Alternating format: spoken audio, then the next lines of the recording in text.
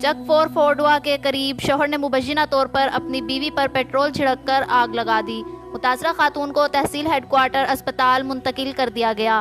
खातून के जिस्म का 30% हिस्सा जलकर झुलस गया। खातून ने 2 माह कबल अपने शौहर शहजाद से तलाक ली थी। साबिक शौहर ने 2 साल का बच्चा भी छीनने की कोशिश की। मुतासरा खातून का अपने साबिक शौहर